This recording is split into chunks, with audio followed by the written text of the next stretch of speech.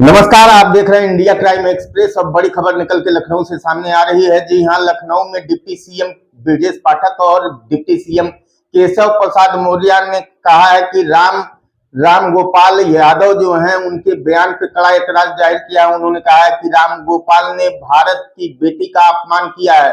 जी हां, ब्रजेश पाठक ने आरोप लगाया है कि समाजवादी पार्टी हमेशा जाति धर्म की राजनीति करती है। जी हां, उन्होंने समाजवादी पार्टी से देश से माफी मांगने की बात कही है। तो देखिए क्या कुछ कहा है डिप्टी सीएम ब्रजेश पाठक ने और डिप्टी सीएम केशव प्रसाद मौर्य ने। समाजवादी पार्टी का इतिहास, जब श्री अखिलेश यादव जो इस समय समाजवादी पार्टी के अध्यक्ष हैं, मुख्यमंत्री थे, तो इन्होंने उन आतंकवादियों के ऊपर से मुकदमा वापस लिया था जिन्हें बाद में माननीय उच्च न्यायालय ने मना कर दिया। और उस पर लंबे समय तक जब माननीय न्यायालय के समक्ष मुकदमा चला तो उसमें कई को फांसी और कई को उम्र कैद की सज़ा हुई। समाजवादी पार्टी आतंकवादियों की समर्थक पार्टी है। इनका जो ढोंग है वह उजागर हुआ। हमको जो विंग कमांडर भूमिका सिंह जी हैं और जो दूसरी प्रवक्ता कर्नल सूफिया कुरैशी जी हैं, उन दोनों के नेतृत्व पे एक तरह से महिला सशक्तिकरण का जो प्रधानमंत्री श्री नरेंद्र मोदी जी का प्रयास है उस पर गर्व है। समाजवादी पार्टी ओछी राजनीति करती, घटिया राजनीति करती। उसकी सोच सदा से दलित विरोधी रही है, सदा से आतंकवादी परस्त रही है, सदा से मुस्लिम तुष्टीकरण की राजनीति करने वाली रही है। लेकिन समाजवादी पार्टी का असली चेहरा देश की जनता के सामने, उत्तर प्रदेश की जनता के सामने आ चुका है। सर, रामगोपाल यादव ने एक ट्वीट किया है, उसमें उन्होंने कहा है कि उत्तर प्रदेश में जहां पर जाति धर्म देख करके कार्रवाइयां की जाती हैं, वहां के लोग ऐसी बातों को लेकर के सवाल उठा रहे हैं, प्रदेश सरकार पर निशाना साध रहे हैं। ये काम समाजवादी पार्टी की सरकार के समय होता था।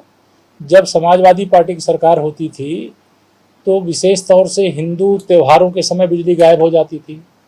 हिंदू धर्म यात्रा जो चलती थी, तीर्थ यात्रा जो चलती थी, चाहे वह कांवरियों की यात्रा हो, चाहे रामनवमी की यात्रा हो, चाहे दुर्गा नवरात्रि की पूजा का हो, ऐसे समय उसमें व्यवधान डालने का काम किया जाता था, चाहे होली हो चाहे दिवाली हो।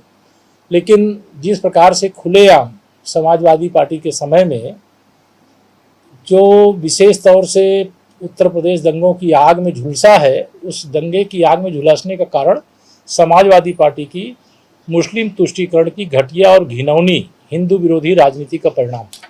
सर, कांग्रेस ने ऑपरेशन सिंदूर पर सवाल उठाया। उन्होंने कहा है कि 3-4 जहाजों को भेज करके वापस लौटाया गया। उन्हें ऑपरेशन सिंदूर पर संशय नजर आ रहा है। कर्नाटका के विधायक हैं।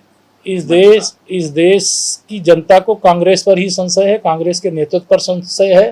कांग्रेस को जब देश की सरकार का, चाहे वह बाद में स्वागत, देश की सेना का पहले स्वागत करना चाहिए। देश की सेना ने ये 1965 और 1971 और कारगिल विजय के बाद यह जो कह लीजिए कि एक साथ पाकिस्तान स्थित